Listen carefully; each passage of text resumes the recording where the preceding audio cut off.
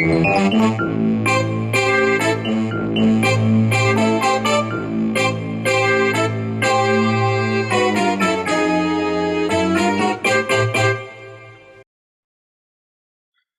everybody, it's Frank Norris from the Frank and Stan chat. We've just finished recording the 146th edition of our chat with Helen Carroll, who's a very senior manager in the co-op group, but more importantly, she's a very experienced chair of governors, and actually is currently a chair of governors of a new secondary school. So it was a really fantastic discussion with Helen. I'm sure you'll agree when you watch or listen to it. But the problem we've got is there was a slight echo at times during the recording. Rather than sort of re-record it, where we might sort of lose some of the sort of the spontaneity of the discussion, we've decided to just keep it as it is. Frank and Stan chat is never going to be this sort of like highly polished production, so it's just the way it is. And hopefully next week we'll have a much better connection and we'll lose the echo, but it's not throughout the whole of the recording. I just thought I'd warn you before you watch or listen. And thank you again for being a supporter of Frank and Stan chat. Everybody, and welcome to the 146th edition of the Frank and Stan chat. And because I'm not sort of in landscape, I'm sort of like in portrait mode. That's a clue that I'm not at home, and I'm in North Wales. So as you can see, we've got a guest with us today, Helen Carroll. Hello, Helen. Hiya. The signal's really weak, isn't it? It's not We're too going bad. to carry on. We're going to battle on. I was just saying that I keep having really loud snores from the dog behind, and it's getting louder and louder. So just to say, if anybody does hear that on the recording, it's definitely not me. Hello, Stan. How are you? Very bright today. We've had some nice family news that I can't really go into yet, but it's so we had a celebration yesterday, and things are on the up. We're looking really good. Fabulous. I know what that news is, and obviously it'd be great to reveal that in due course, but fabulous stuff. Anyway, Helen, would you like to introduce yourself so that people who don't know who you are, there may be a few people around who haven't met you yet, know what sort of work you do and perhaps how we know each other. The three of us have met each other, many times before. Yeah, no problem at all. Yeah, I'm Helen Carroll, so I am Head of Community Strategy and Engagement at the Co-op. And I have been there for just over 20 years now, so been in various roles at the Co-op over that time, and that has also enabled me to be one of the governors for our Co-op Academy schools, which is where Frank and I met, and I am now Chair of Governors at Co-op Academy Bellevue. Fabulous. And if you if any of you have driven past a co-op building, school, you'll notice the sort of signage and everything on it. A lot of that's down to Helen Carroll supporting the trust in trying to get that over the line. And interesting, the government minister mentioned it to me last week. Ah, really? Yeah. And about a signal that the co-op were making clear where their schools were to the community, and really the government were keen that trusts try and do that a lot more, because some trusts try and hide their sort of trust nature, by allowing the schools to continue naming themselves with their old names, and actually this sense of we are a family of schools is signified by the name you have as a family. And he was saying it's great the way that the Co-op have got that as a sort of standard format for their schools. So it was I didn't drop your name to him, but I thought it is all down to you, Helen. Anyway. Well, it did make me laugh actually, Frank, because as you know, both of my 14-year-old twins both go to the Co-op Academy as well. So when I'd been on the project to move everything over to the new brand, Seth and Grace were starting at a Co-op Academy, so I was so excited that I got to brand my own children, and said to them, "Oh my goodness, you'll be wearing the Co-op brand on your blazers," and they were like, "The one on the shop?" And I was like, yes, and you will wear it with pride. And it is not just the logo on the shop. It means so much more. So yeah, it is of great significance. But the first response was as if they had kind of, I was asking them to put Tesco on their blazer and they were going to rock up to school. So they've been taught a lot more about it since then. Also, is it from memory, was it true that when they rebuilt or built the new academy that your children go to, was it your house that they had to knock down, or was that? Or... Well, unfortunately not. We were next door to the ones that did get knocked down, who got a very hefty amount of money to give their houses over to do that. And then we had to put ours on the market because then we were not like next to the entrance to a, yes, basically. So yes, we're not there anymore. So it was close. It's funny how these sort of stories morph into something slightly different over time. Yeah. Anyway, it's great to have you. Thank you for joining us this morning, Helen. Okay, so let's kick off. Stan, what's caught your eye this week? Well, I was following up on the whole Ofsted debate at the moment, and read that Amanda Spielman, amongst one of the things she'd said about why Ofsted, was that it's really important to parents. And I thought, I wonder when the last time we've actually asked parents what they want a primary school particularly to do. So I've looked at some key research that various people have done on that subject, and it's interesting that in most of them, although everybody thinks Ofsted's important, only slightly less than 50% knew what grade their school was, and virtually none, or less than 10%, were interested in the SAT results of the school, or knew what they were, or how well their school was performing. It's summed up in a little vignette that says, I don't need Ofsted to tell me how well my child is doing at school, because I have my child. And I just think that the order that it's a hierarchy. Everybody wants their children to do well at school in terms of subjects and academic development. But actually, the key one is the children are happy, they make good relationships, they're taught about making relationships. And in this particular study, parents wanted more emphasis on being creative, doing problem solving, learning life skills that get you over those barriers rather than pure academic knowledge. I just think we probably don't reflect that in the way Ofsted inspects at the moment. Yeah. Go on, Helen, have you got a view on that? Yeah, I mean, I totally agree, actually, because I've had, when, like I mentioned, Seth and Grace go to a co-op academy, and when they were starting the co-op at the co-op academy, it hadn't long been one of the schools that had come into the trust, Frank. And so the word of mouth going around the local community was one that was kind of like, oh my God, I don't want to send my kids to a co-op school. What's that all about? And it was fascinating how because Seth and Grace's primary school was a kind of one class community school. So I knew all the parents in their year. And by chatting to those parents about what else the trust did and how well kind of the trust was doing with other schools, that was something that they were like, oh my God, I feel so much better now that I'm going to be sending them to that school. So the word of mouth was so much more powerful than any of kind of the other knowledge that they could gather. And I think that's the case for Ofsted, that Ofsted often, I mean, there's all the stuff, isn't there, on like one word is not going to be enough. And I think mostly parents only really look at that one word, and that's the one word that's plastered, over signs for schools and everything. But there's so much more behind that in terms of how well a school is doing.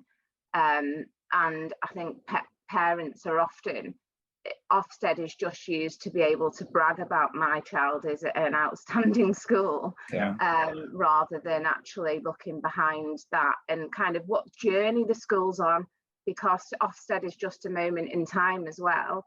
I think there's so much kind of more about whether a school is moving in the right direction that you don't often get from kind of looking at those things. So no, I would totally agree. There's far more to it than that, and that's just one part of the picture. Yeah, well, the research absolutely backs up what you've just said there and says that word of mouth is the most important thing to parents. Except there's an element in another report about areas of deprivation where there is challenge. It tends to be the nearest school that's, you know, that we want to go to. Well, we choose to go to the nearest, or more accurately, probably don't choose. Just go to the local school. That's what we do here.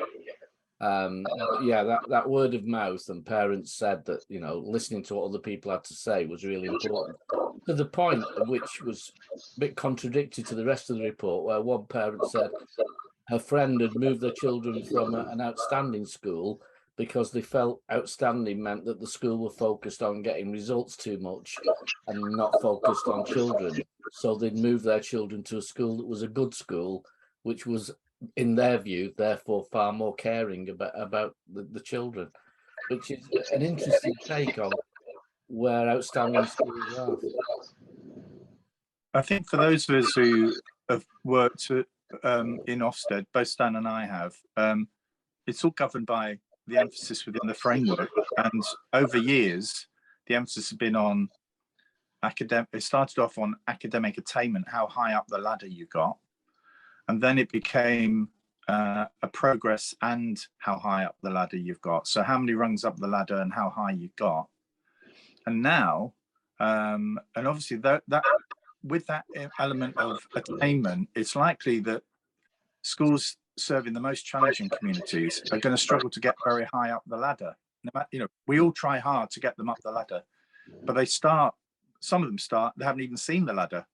Whereas other children in other areas, they're halfway up the ladder when they go to the school. So for me, the issue now is that the emphasis is moved away from that because they don't have the exam results to compare. They've not had those for the last few years, and the whole thing has wobbled. So, you know, it's just on this, say, Stan and I could inspect a school at the moment, and to be honest, we could make any school outstanding if we chose to. If we were the two inspectors, there's very little anybody could argue against it, you know. But actually, in previous frameworks, there was always something like a thermometer with regards to progress and attainment. And so in a way, that's been the emphasis, the progress and the attainment, and the things around personal development, you know, values, all of this working within the community, you know, all the stuff, you know, whether it's a friendly place, you know, all of this stuff, which is part, Stan keeps going on about culture, all of this plays into the culture of a school. And I think that's crucially important. And I think it's when, that's the point that you're selling, I think, Helen, to your friends.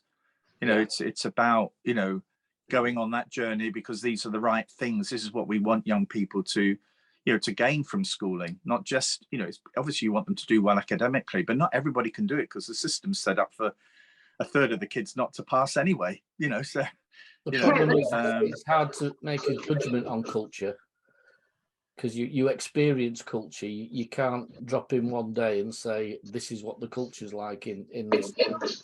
So that's why I think Ofsted have had to steer away from that. I think they've got to work harder and find a way of reporting on how supportive the culture is.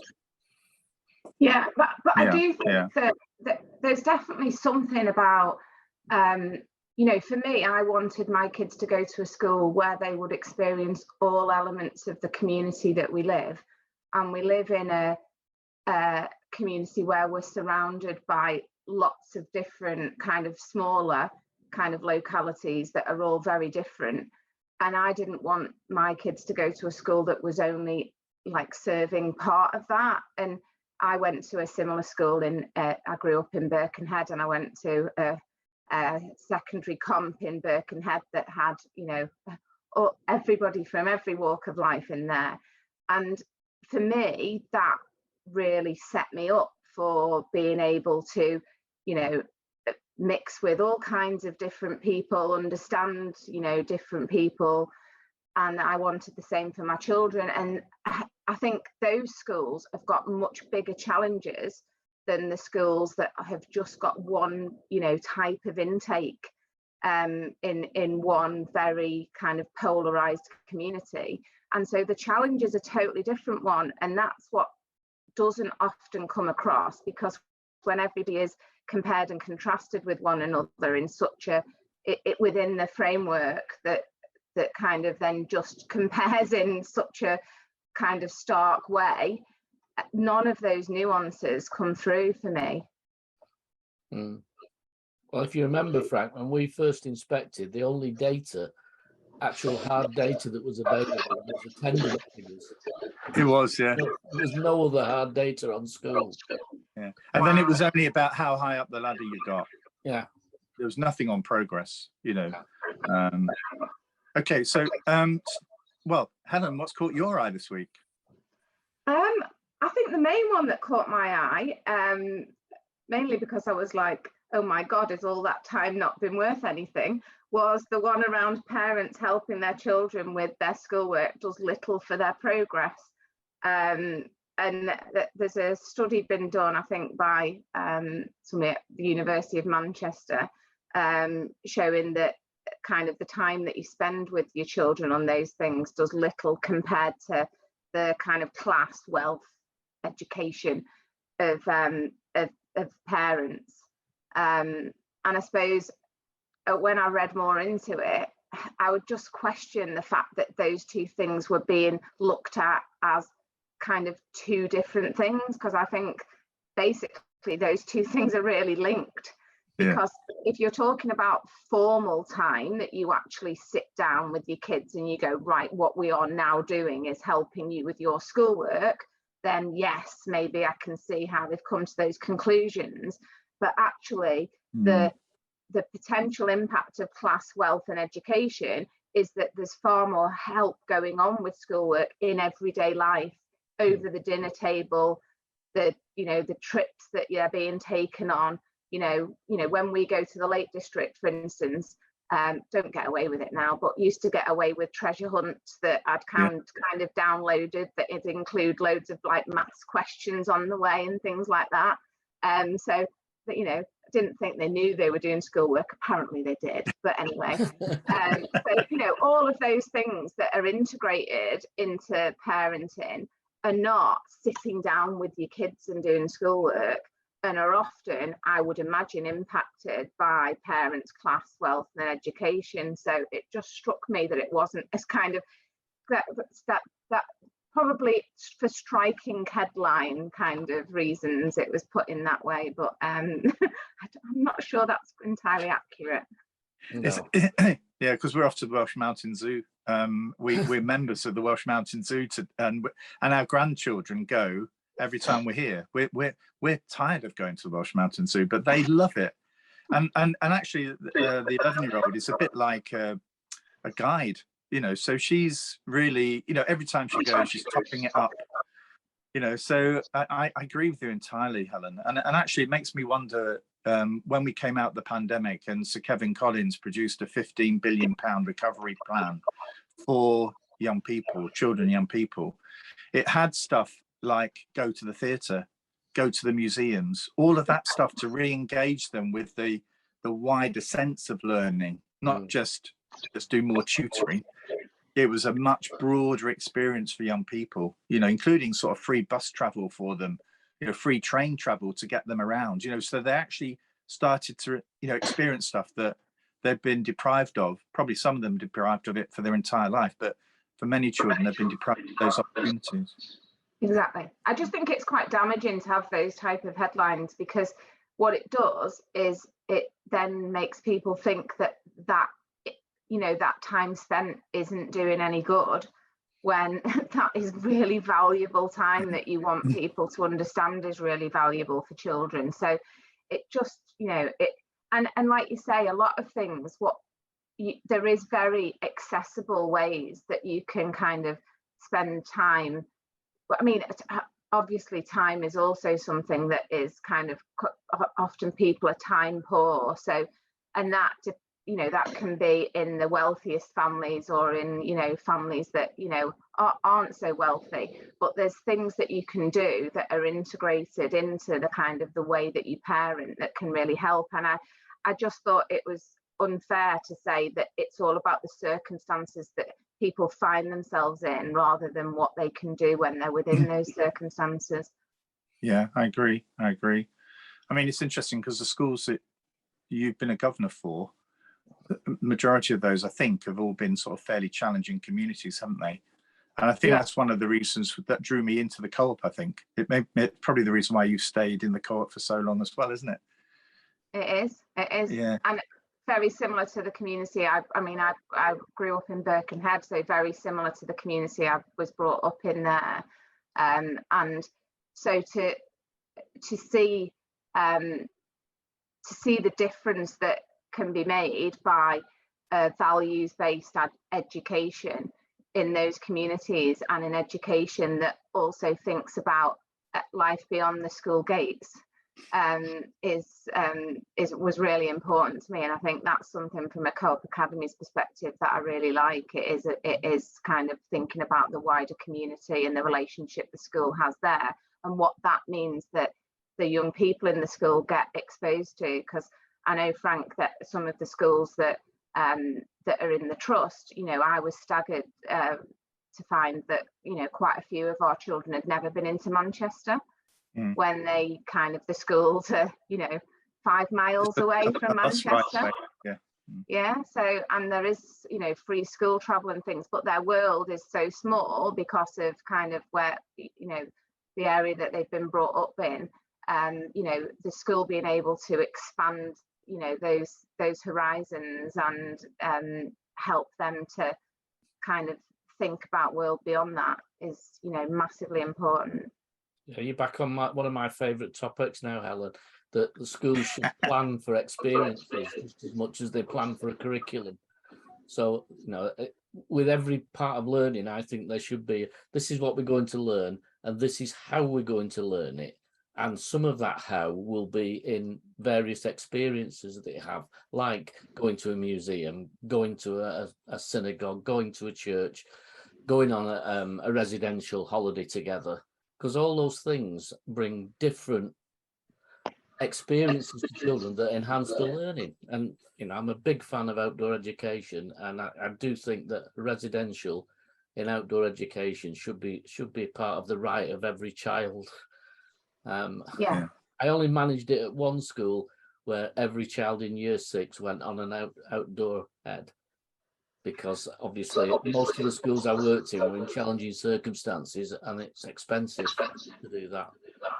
It's really interesting though, Stan, because it reminds me of something that happened at work a couple of weeks ago, because I work in the community team, and we have got a relationship with an organisation called Your Local Pantry, and they are a place where you can go and pay you know, a small amount each week as a member, and then you get access to a kind of higher amount of food. So you'll pay £3 a week and you can get £20 worth of shopping, for instance. And we went out to see some of our food stores in the area, and took some of our food store colleagues along to one of Your Local Pantries. And it was staggering the difference that made to them understanding how they could connect and play a role in helping those pantries in the local community, when previously the relationship had been a cross or a tick on a spreadsheet in terms of whether they had what we call a food share partner. That means that they've got somebody who takes away their unsold food at the end of the day. And that was the relationship, a tick or a cross on the spreadsheet. And so immediately when they go along to meet those people, and they make personal connections, and they can see it for themselves, there's suddenly so much activity going on, and they found routes through things that were stopping them, in terms of, you know, how do you get food that could be frozen in a good way out into the local community, and all those type of things that, you know, are normally not able to happen. By personal connections, those things were found routes through.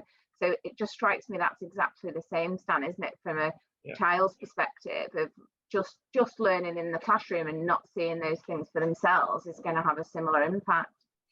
Yeah, it's just, I just think schools are under so much pressure to plan a curriculum that's been pushed out a bit, to say, well, we want to know the how we were going to learn it, not that we're just going to gain this knowledge. How are we Yeah, going to do it, and how we're going to do it in an interesting and fun, even is that too much to ask? and even local way, an Yeah. enjoyable way. yeah. Well, what's caught my eye this week is I had somebody tweeted in response to something I said, because actually this Ofsted stuff at the moment, I every time I tweet about Ofsted, get thousands of responses, thousands on Twitter. If I put something out about leadership or assessment, some response, but you know, it just goes to show how toxic that sort of brand is at the moment. But actually somebody responded by saying, well, you only inspect if you can't teach, you know, and I wrote back and I sort of said, well, some, or, you know, because actually I remember Stan and I, when we had our induction year in the mid-90s, we were inducted by somebody became the chief inspector, Miriam Rosen, and quite recently I heard Ed Miliband talk about his education, his teacher, you know, his schooling, and he mentioned Miriam Rosen as the most amazing science teacher he'd ever met, which sort of dispelled the thought that, you know, because she was an amazing inspector, I have to say that, but she obviously is an amazing science teacher as well.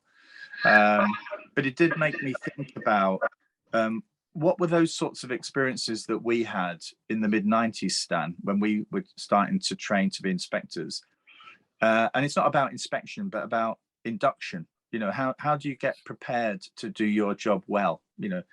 And we had a year of basically being drilled into how to inspect.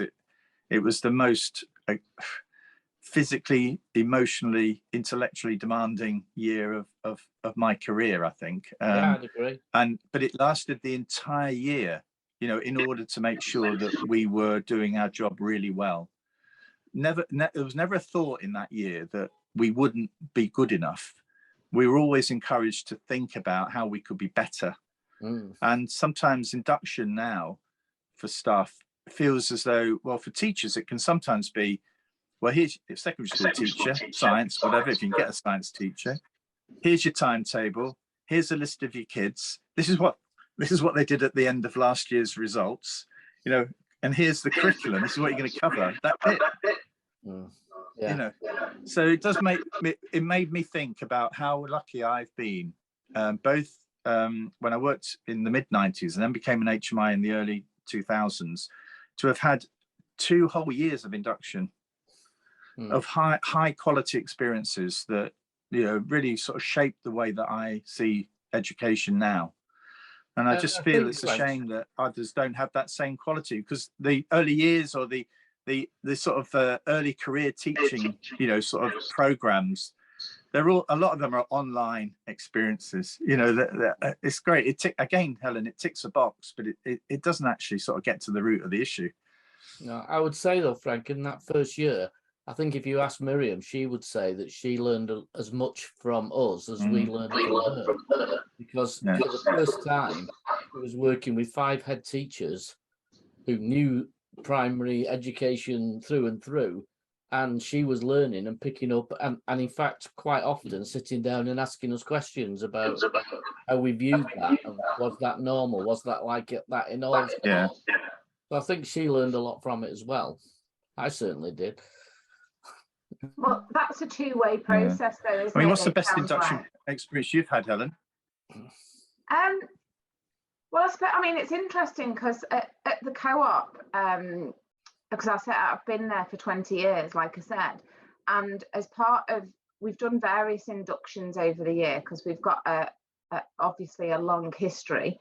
So, you know, since 1844, and the reason that we started in 1844 is actually really important to understand in order to understand why we've got the values and principles that we've got, and to make sure, I always talk about the fact that you need to make sure that you kind of add to your heritage, you don't just extract from it, because you can spend a lot of time doing that. And so now, because with each change of leadership, it's quite funny because you see co-op go through this kind of cycle again about going back to the heritage, which is really important. So now at the moment, you know, there's a lot of visits going on to go back to Toad Lane and reconnect people, which was the original co-op shop, and reconnect people with all of that. And I think a lot of that is sometimes lost if you just get into this kind of pattern of kind of on a hamster wheel and running and not taking the proper time to kind of really stop and think about the context of kind of what you're trying to achieve and kind of what's gone before and what's worked and what hasn't worked. And really that's what we're doing at the co-op with that history journey, you know, learning kind of what has made us work, what has made a difference, what things we don't do going forward and all of that. And that takes time, you know, that does take time, and people need to be given time for that. There's an interesting piece on that Andy Hargreaves writes in his book on sustainable leadership, which he looks around the world at companies that have survived long term, and they're always ones that go back to their roots, their values, and from their values re-establish what they're about and what they need to be.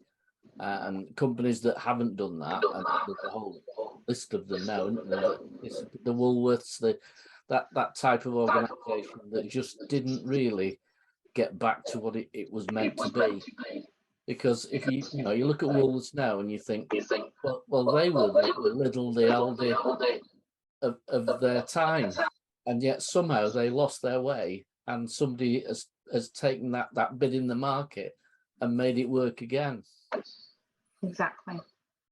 Yeah, well, often it's just that businesses think that they need to adapt in a way that moves away from their core purpose, rather than actually just make sure that they think about why their purpose is still relevant today. And I think if you can do that, then that means that you continue to stay relevant. I think also when businesses struggle, you know, they go through a sort of dip, it's great that presents an opportunity. I remember Alan Layton saying that, you know, you're most creative when you're at your lowest point, you know? But actually I think it's good for a business.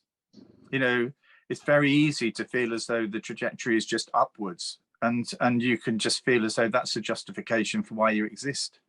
You know, but actually, you know, the dips and the lows actually, and it's great to hear you say that the co-op's going back to, you know, reminding people of Toad Lane, because actually it's about getting back. This is why we're different, isn't it? Exactly. This is the DNA. You know, we must never exactly forget though what schools need to do occasionally, and probably don't feel they have the time or the excuse to do it, because there's always an Ofsted coming, there's always the DFE coming, there's always new curriculum, and the time to sit back and say, are we the school that we wanted to be, or that we want to be? And if we're not, is it time we sort of started to thrash out what our values are, what we want, talk with our parents and say, what kind of school do you want us to be? I think that's really important.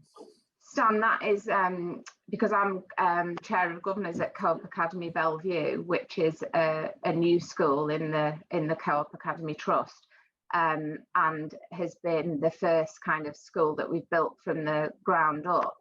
So we've now only got year 7s and year 8s in the school, and we've recently moved into the new school building, and it's been absolutely fascinating to see the journey that those children have gone on, because, and for me, it's been really interesting watching the difference between kind of my kids in an established kind of secondary versus the new one, because what I've really noticed is that the older children set a school's culture. Yeah. So because there's been no older children on the journey of the kids at Co-op Academy Bellevue up to now, they have not followed the conventional norms of like, what's the rest, like what's cool and what's not cool. Yeah. So they still find it fine, you know, when you go in, they're still like, you know, hi miss, are you okay? Like, just, you know, you don't get this kind of, oh my God, there's like somebody here and I don't want to speak to them. And just totally different attitude, because they've kind of not had to conform into kind of this thing about what's cool and what's not cool. And when I ask my kids, and they always go, oh no, they're the popular kids. And I go, what's the definition of a popular kid? What makes them popular? And on the whole, it's always characteristics that you don't want in your children that make them popular. And I'm like, I'm really glad you're not popular. You know, when you hear about these things, so it's kind of things like, well, they all vape. I'm like, all right, okay, you know, all things like that. So it's just been really fascinating to see. And then, because we've been able to take the time to think about, right, what do we want the values of the school to be, and how are they going to manifest themselves in kind of the rhythms and routines of the school on a daily basis? That's led to things like family dining and electives. So both of those things have, and what I've come to realise as part of the journey of Bellevue is that both of those things they haven't been set out to be inclusion policies, but that is exactly what they're doing. So if you think about it, family dining with your form every day means that none of this, I'll go and sit with the popular kids, no, you're not allowed in, or you've got this group of kids over here, that group of kids, all that's gone. They just all sit down as a group, they don't know any different, and they converse between them, their teachers sit with them. And then electives are at the end of the day, the school day doesn't finish until they've done electives. So extracurricular activity is built into the school day. So there's none of this thing of, well, actually, I can't do that. I've got to rush home because I've got to look after, you know, my younger siblings, or anything like that might prevent kids taking part in stuff, or, you know, I can't be seen to be doing that because it's not cool. All of that goes out the window. So it's just interesting how the conventions that schools have adopted over time then just become set in stone almost. And sometimes we're trying to make sure that we make those conventions as inclusive as possible, rather than thinking, are the conventions the right ones? Oh, fascinating stuff. Many years ago, I wrote a piece just for my own, I don't think I shared it beyond a couple of friends, about how you would turn a school around.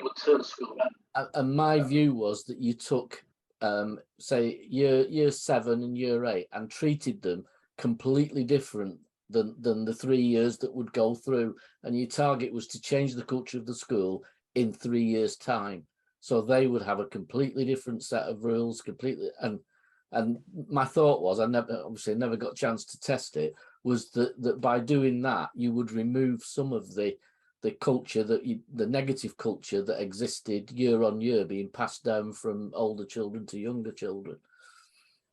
So it's definitely working. It's fascinating to see it. Excellent. Helen, what if there was one thing that you could change in education? Have you got a thought as to what that might be? I think we've just touched on it actually, Frank, because from my experience at Bellevue, it is about transition from primary to secondary, and how do we make sure that year 7s in particular don't suddenly land in this kind of completely new alien world, that there isn't enough ability for them to gradually transition from one kind of culture to another. And I think it's almost like dropping them into this, you know, completely new world that they're not equipped for. And, you know, some kids are absolutely fine in that, but other kids never actually recover from that, never find their way. And I think that just obviously it's been through necessity and building the school up at Bellevue, but that has been something that I've seen has had a hugely beneficial impact on those children, to not have had all of those almost rules and restrictions that not the schools ones, the ones that are culturally imposed on them, being there from day dot. Brilliant. Well, fascinating. It's great having you as a guest, Helen. Thank you so much for joining us. Thank you for having me. I've really enjoyed it. Hopefully, Stan, we can make something of this sort of rather patchy signal on the video. I'm sure we can, but we'd love to have you back.